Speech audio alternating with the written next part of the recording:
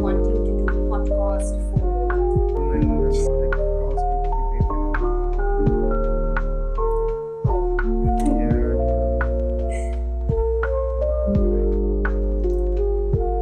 Okay.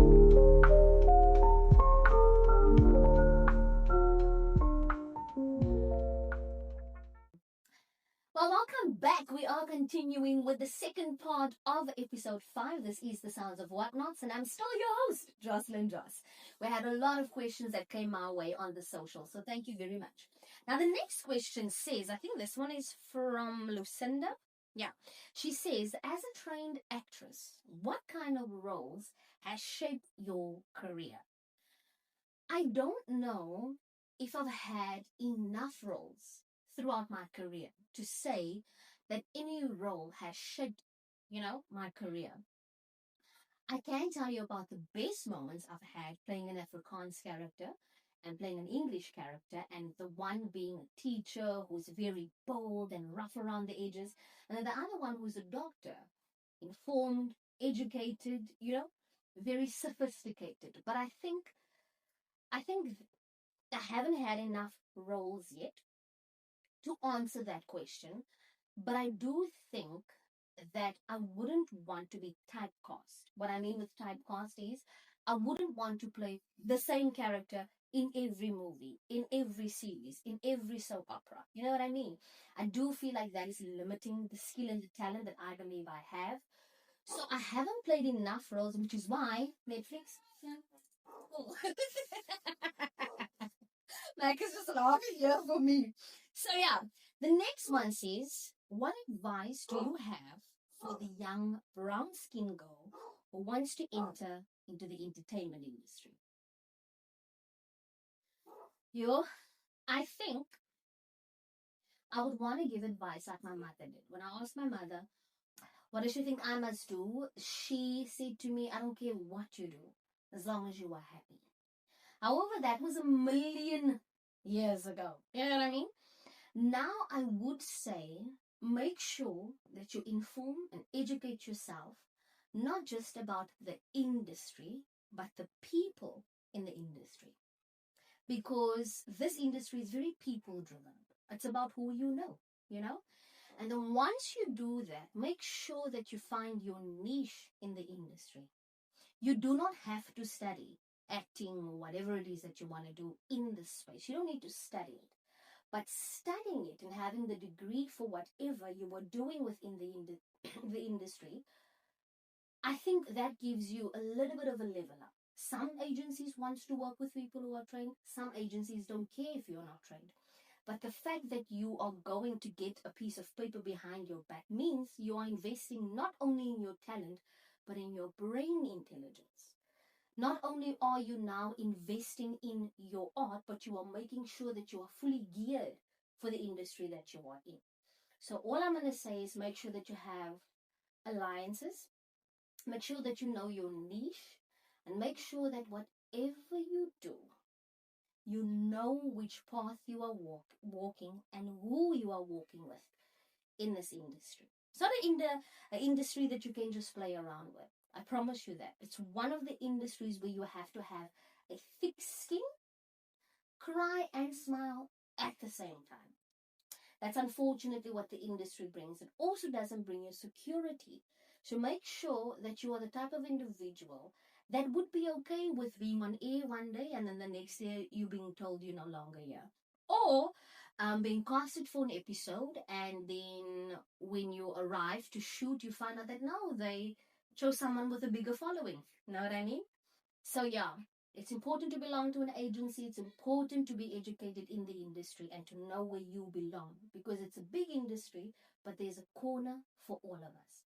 And what the next one can do, you maybe can't do, but what you can do, the next one might not be able to do. So once you have found your niche, stay over there and work on that. For now, I think that's the only advice I can give until further notice. Okay, let me quickly move on to the next one. I hope this is giving you something to eat on. I hope that what I'm giving you feels satisfactory. Right, so the next one, there's no name for this one, but it says, what are some of the fun and also hurtful moments of your career this far? I always have fun when I work, when I do this kind of things. It's fun. And when you love what you do, you don't work a day in your life. So I genuinely don't feel like I'm working. And I think the fun is being blessed enough to do what I'm doing. But I think I think the hurtful moments was when I was working for the drama company of the Eastern Cape. And knowing that theater will always be my first love, but the way I was let go from a job because of the color of my skin, that really hurt me, because now I'm being let go from an income and entertaining kiddos with the art and the skill and the talent that I have because of the color of my skin. I remembered very clearly. We were booked in. We were all picked up at the same venue. But I was at the venue first. I booked in. There's a knock on the door. I'm like, "Because you see, no one knows I'm here." And it was the guy of the project who said, "Yeah, because, you're basically a colored girl. We can't have you on the project." And that really hurt me. On top of that, we traveled to Grammy Sound Festival. We were performing on the main stage. It was amazing. It was beautiful being there, being part of the entire festival. Came back, had a day or two off, and then I heard, "Oh, there's no more drama company." There was no longer a drama company, but the other people, or some of the other people who was part of the drama company, had employment, and some of us didn't. This is when I realized that theater, who is my first love, is very cliquey. It is very who you know. It is very, we're going to keep this show for these people. I didn't realize that I'm an outcast until I was told I'm an outcast. I never felt like when I was there, I was doing my art. I love what I do. I love the people that I worked with. But I think the hurt went so far that even if it was my first love, unless I am called to go back, I won't make an immediate jump just yet. So I think it's the battle between, here's my talent, I can do the job, but because I'm a brown skin girl, unfortunately we can't have you. Those are the hurtful moments. And still this very day, it doesn't just happen in theater. It's in TV, it's in radio, it is in the way you sound. So this industry is also very personal. And that's why I say you need to find your niche. But yeah, those were some of the moments this far that I can think of. And then the next question says, any words to share with your 15-year-old self? Hi, 15-year-old self.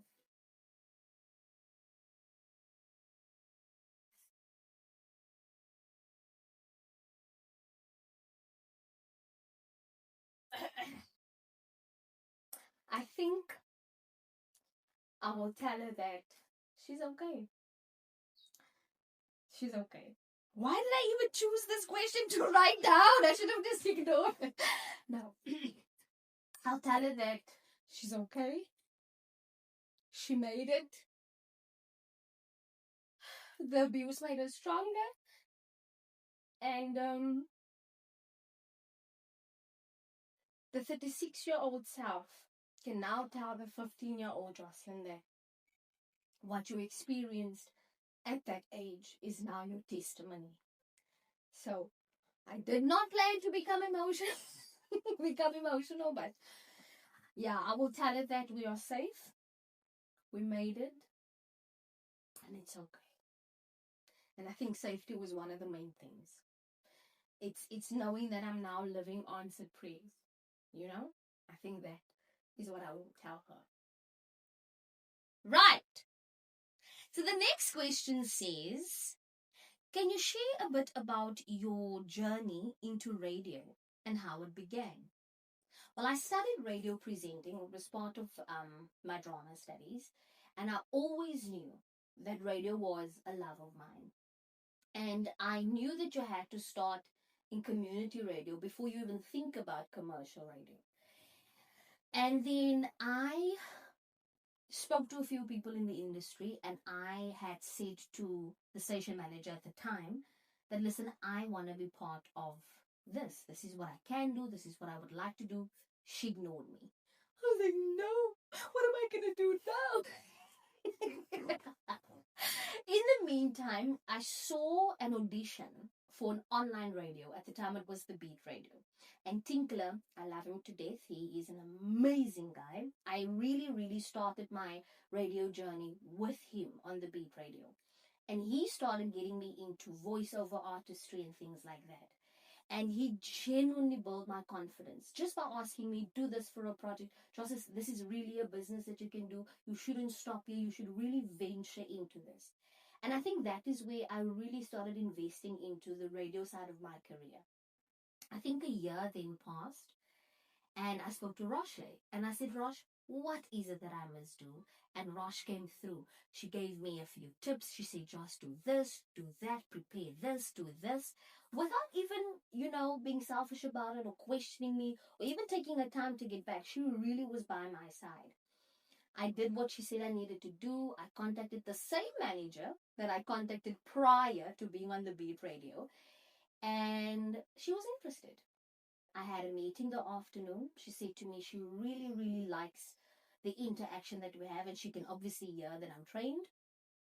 She will look for a gap for me. And I prayed about it. I said, Lord, I will get into radio, and you will make it possible for me. And I got into prime time. And I did prime time for 2 years, and then I got given an entertainment show, and I did that for 2 years.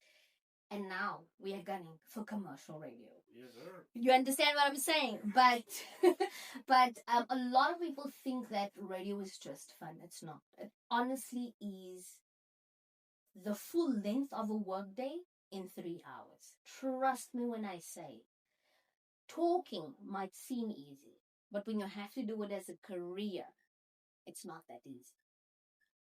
So, that's how it started. Do you ever get nervous? Do I ever get nervous? No. I just get excited. I get, excited. I get a little bit in my head. I know that I have to focus. And if I do feel a little bit of anxiety, I know to pray about it or to use that as a foundation, a stepping stone. So I don't really get nervous, but I'm quite sure that if I were to get nervous, I most probably would use it almost as a stepping stone. And this is why I say, for me, education is so important, because these are the things that you get taught. There are certain things that people have to teach you for you to understand. And then there are things that you just, you learn as you go.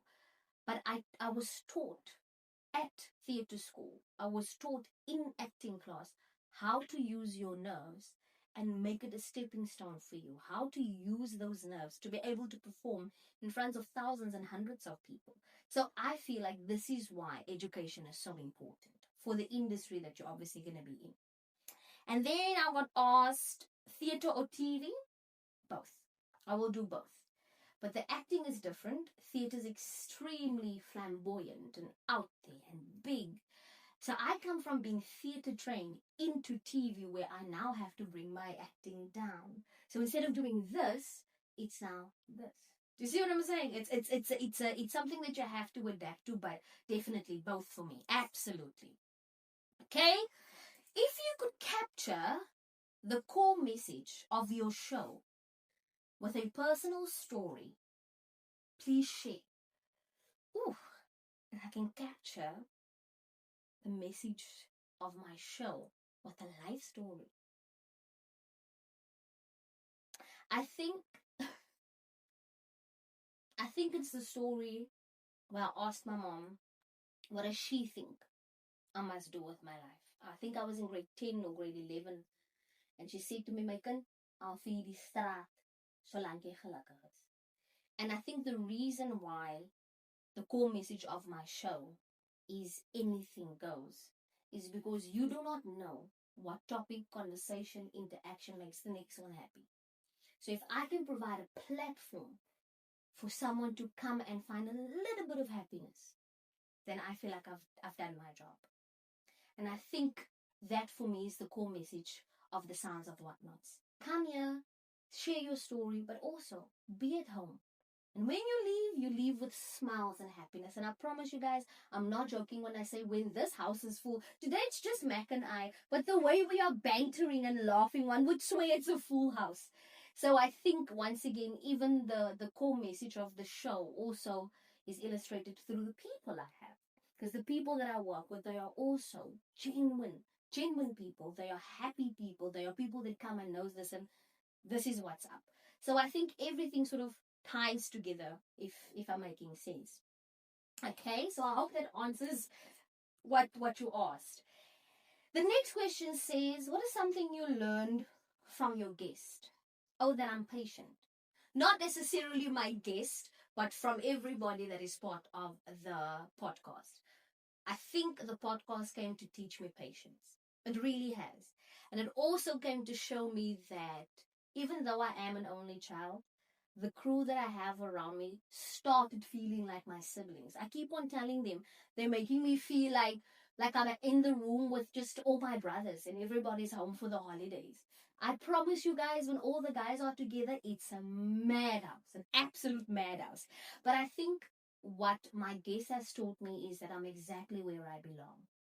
Because I think when I have a guest, I over prepare, and when we talk about it, they always reassure me, because they want to, that, hey, you're exactly where you need to be. And whatever you're doing today will be your testimony for the next day. And then what I learned from my crew is that I'm actually not an only child. They are my siblings, in fact.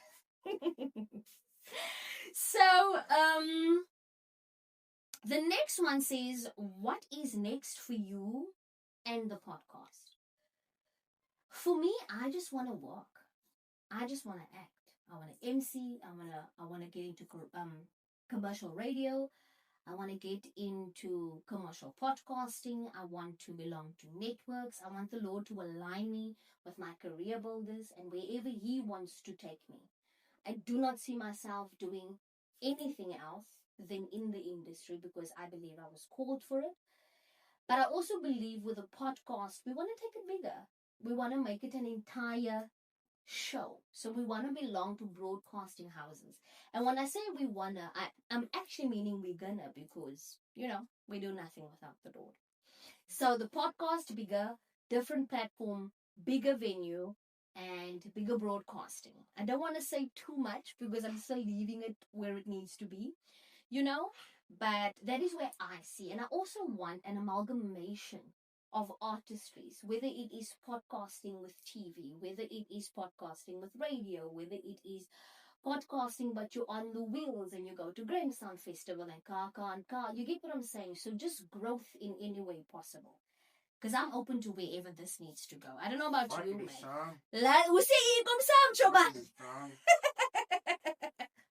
All right, let me see. The last question is, oh my word. The last question.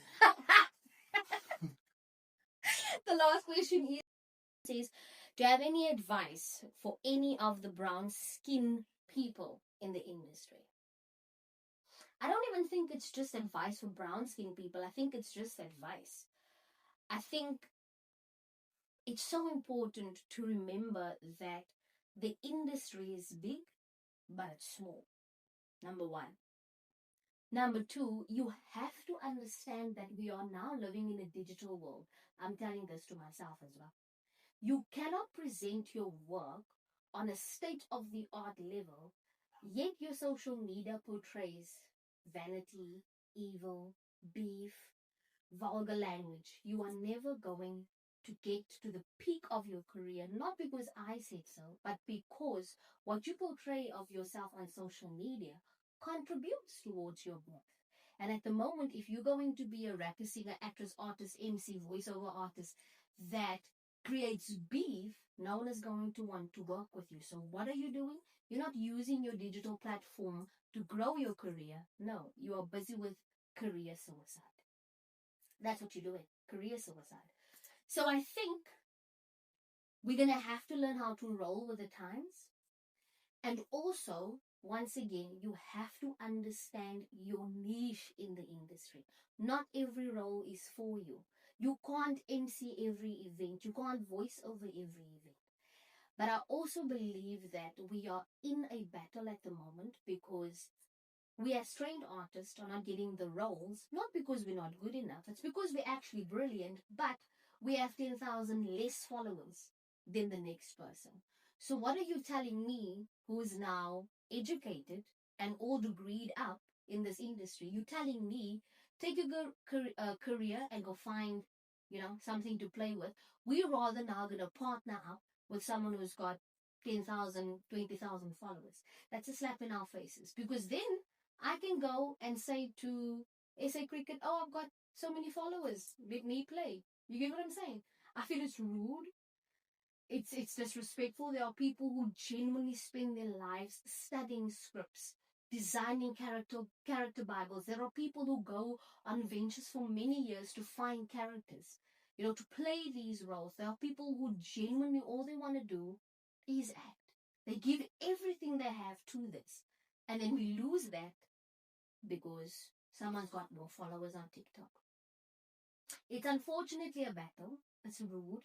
It doesn't give us the opportunity to venture into what we want to do, but it's also creating a narrative that anybody can come into the industry and do as they please, which I feel is a negative facade, is a negative face to the industry. But that's my opinion. So it's not an easy industry to be in. So if you do want to be in the industry, make sure that you're leading with your heart. Make sure that it's not something that you just quickly want to try out, because it will tire you. It will stress you.